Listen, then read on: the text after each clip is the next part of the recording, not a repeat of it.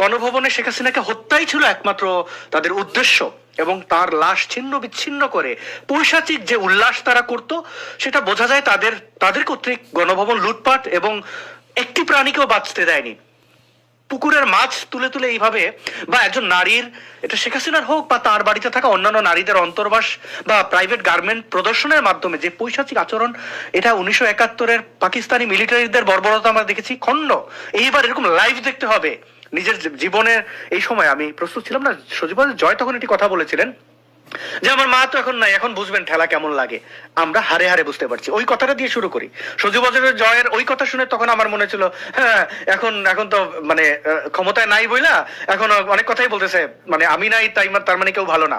কিন্তু ওইটার যেমন ধারাবাহিকতা আমরা দেখতে পাচ্ছি শেখ হাসিনা না থাকায় এখন বাংলাদেশের কি অবস্থা, এটা চরমতম শেখ হাসিনার বিরোধী যারা রয়েছেন তারাও স্বীকার করেন, যদি না ওই ন্যূনতম হাসিনারা তাড়ানো উচিত হয় নাই। শেখ হাসিনা ভালো মতন দেশ চালাইছিলেন, অনেক গরিব মানুষ টাকায় মরে দিতেছে। খালি এই ডক্টর ইউনূস সাহেব আসার পরের থেকে হাসিনা সরকার থাকলে এরকম হতো না, দেশের পরিস্থিতি খুবই ভালো থাকতো।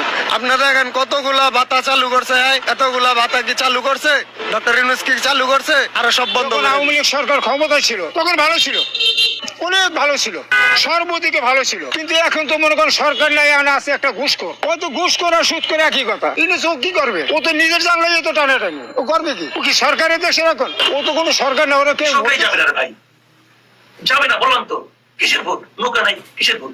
আমি বলতে শুনছি ভাই, এটা কিসের রিক্সা বলতেছে নৌকা নাই কিসের ভোট? বলছে তারা।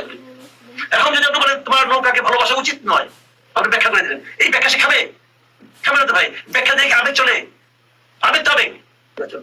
এবার আমরা যেটা দেখছি, এটা আমার বিশ্লেষণ, এটা হলো আমরার মামুরা নির্বাচন। কি রকম? মানে আসলে কিন্তু জামাত এবং বিএনপির মধ্যে কোনো পার্থক্য নাই। যদি এখন এখানে আওয়ামী লীগ থাকতো তাহলে দেখতেন নির্বাচন উত্তেজনা কাকে বলে। তাহলে আপনারা দেখতেন যে গরিব দোকানে, চায়ের দোকানে নির্বাচন নিয়ে কত হইচই হয়, দেখতেন। কিন্তু এখন দেখবেন না এখানে। আপনি মূল জায়গাটা দেখেন, আপনি বিএনপি এবং জামাতের রাজনীতির ভোট প্রাপ্তির জন্য জনগণের কাছ থেকে মূল এজেন্ডাটা কি বলেন তো? ওদের মূল রাজনীতিটা কি? ভারত বিরোধিতা।